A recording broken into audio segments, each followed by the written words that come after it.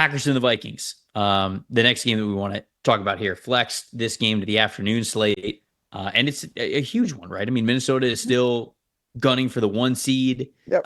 The Packers are. They clinched Can they? playoffs, but They can't technically still get the 1 seed, can they? Like no, they can't. They can't win the division. They can't get the 1 seed. Okay. They're the most likely seeding that they have right now is the 5 seed, and they could get the 6 seed though. Or no, I think they're the biggest probability is the 6 seed.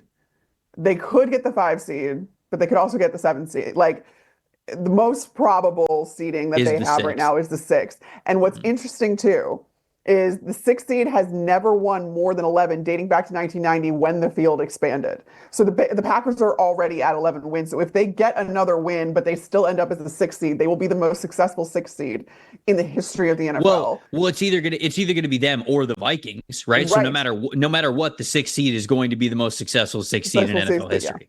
Yeah, Yeah. because the NFC North is that absolutely insane. There is a chance though that I think the swing right now is like the Lions and the Vikings could either be the 1st seed or the 5th seed is like the most probable. Mm-hmm. So like that's the wild part too is like it's wild. And the fact that I actually had a skeet, I guess is what we're calling them.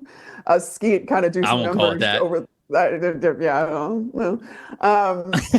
Over the like overnight because I talked about how the Packers they got the first shutout of the NFL season. They have 13 wins still on the table, but they cannot win their division, and they are going to end up being a lower seed because the NFC North is that absolutely insane. But this being an NFC North game with Minnesota having so much to play for, I think the Packers, what they've done so well since their bye week is just their ground game. And it's Mm-hmm. not just Josh Jacobs. Like I think that's oversimplifying it. Obviously, Josh Jacobs is an incredible player. You saw him last night. He gets, the post-game interview with SVP, all that kind of stuff. But you have other guys that are being involved in the run game, and that's what's so incredibly cool about what Matt LaFleur is doing offensively with this Packers team is not a whole lot changes for the offensive line, but the creativity behind them has just shot up exponentially since the bye week. So this is a different matchup than it was when these two teams first met earlier in the season. And Minnesota, though, second best run defense grade in the league. So like this is something they do extraordinarily well, and it's just going to be a good on good. That's my matchup that matters. Like who's going to get the better of each other because these teams match up so incredibly well. And again, they have so much motivation to play for. I cannot wait for this game and these next couple of games, just within the NFC North in particular, because it's going to determine some drastic playoff scenarios, despite the fact that 3 of these teams have already locked and punched their postseason ticket. Like the seeding is wild, like we were just Mm-hmm. discussing. Packers defensive line and the Vikings offensive line is where I'm looking for my matchup that matters here. Sure.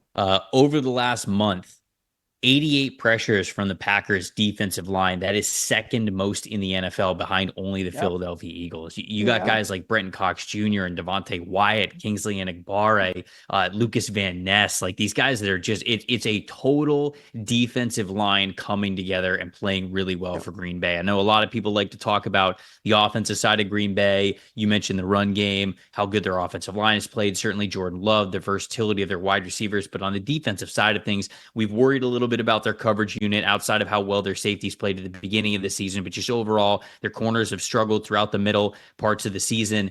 The defensive line, though, it feels like they're only getting better. And Yeah. I'll throw my plus factor into it as well with Edger and Cooper and just how Edger and Cooper has played at the second level. I mean, he has been unbelievable. So you talk about all those pressures that the Packers have on the defensive line.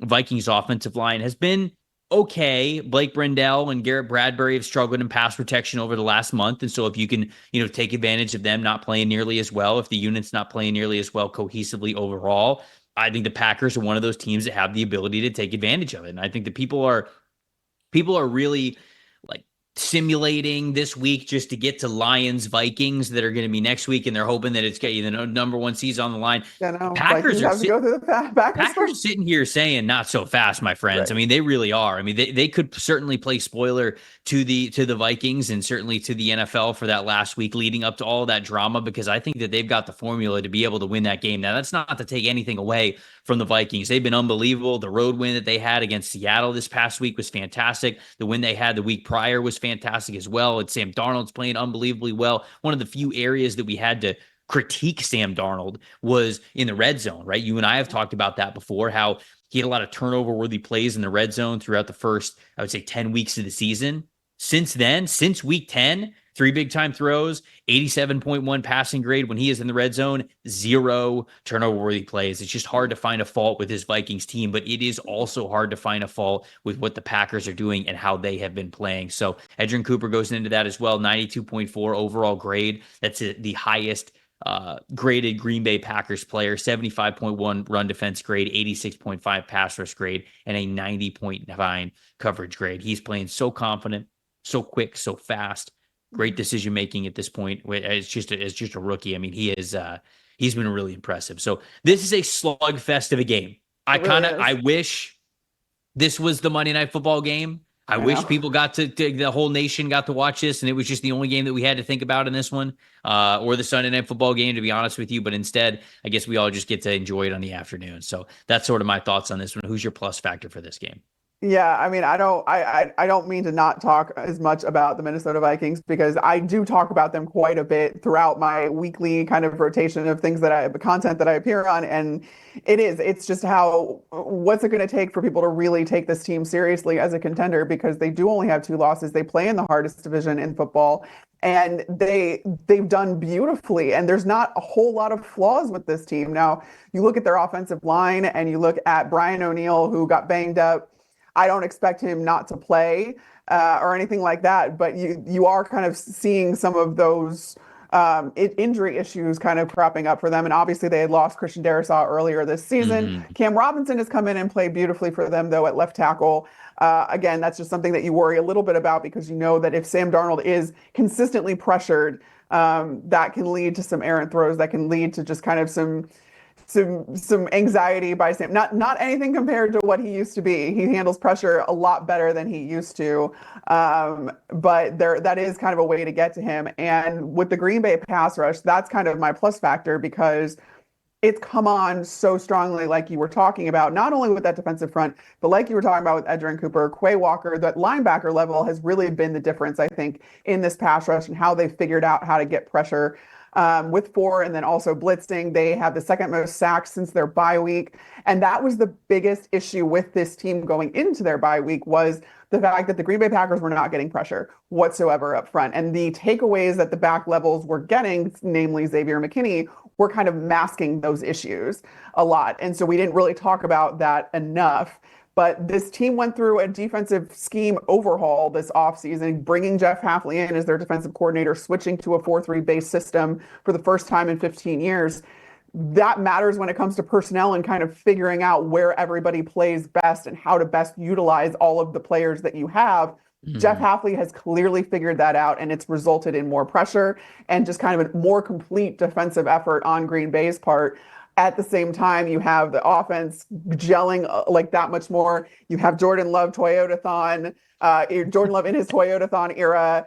So everything is coming together at the exact right time. You look at Matt LaFleur's record in December. It just everything is clicking for this Green Bay Packers team, where they've become very, very dangerous, despite the fact that they are the 3rd team in their division. It just so happens that those other teams only have 2 losses. So the Green Bay Packers sitting at 11-4 are the 3rd team, but they are no less dangerous, I think, than the Minnesota Vikings, than the Detroit Lions when it comes time for the playoffs, which is going to be really fun. But this is going to be such a good game. You're right. Mm-hmm. I wish they flexed it into the national, into the Sunday night game or the Monday night game. I wish everybody got to watch this, although you're going to be in the later window, so more people will see it at least. Thanks for watching, everybody. Make sure you like and subscribe the video. And if you don't have a PFF Plus subscription, you can get one to see all the premium stats that we talked about here on the show, plus the expert betting and fantasy advice over at subscribe.pff.com. The description is also right below. So if you are not a PFF Plus subscriber, you can come one today.